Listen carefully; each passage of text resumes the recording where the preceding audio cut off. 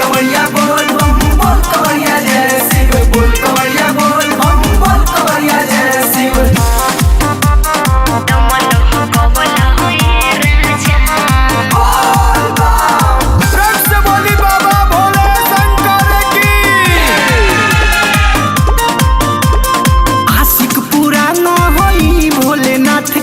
जल्दी लिया दो जान गांजा तू लाठी के आशिक पूरा न होई भोलेनाथ के।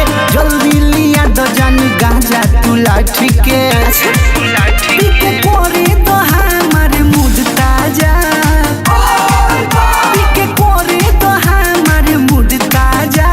सुनी धक धक धुआं उड़ावला छिलो मलह कवला राजा साड़ी के अचरवा चरवाला छिलो मलह कवला राजा।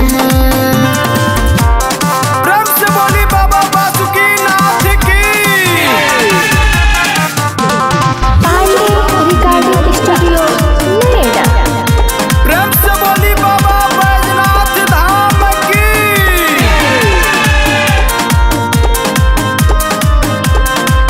जान करो जोनी माना होई बाबा के दीवाना।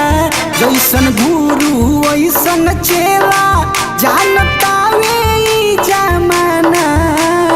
ए हो अरे सुनो तारू राजा सावन में भइला भक्त महाकाल के। अरे जलन बका के भंगिया धतूरा बिगड़ल अपन हाल के। हमरा यही में मिलेला बड़ी मजा। धक धक धुआं उड़ावला छिलो मलह कवला राजा साड़ी के अचरवा चरवाला छिलो मलह कवला राजा। बोल कवरिया बोल बम बोल कवरिया जय शिव बोल कवरिया बोल बम बोल कवरिया जय शिव।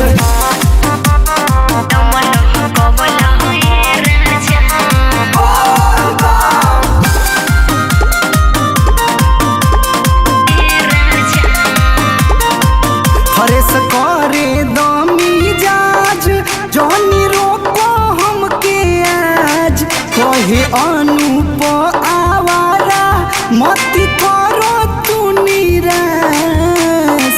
अरे मान जाना बोल कवरिया जय शिव। एह भीम राकेश मुकेश मुरारी हो तोहरा नियन देखनी हो पुजारी हो।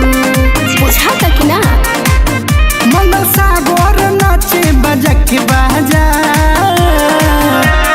धक धक धुआं उड़ावला छिलो मलह कवला राजा साड़ी के अचरवा चरवाला छिलो मलह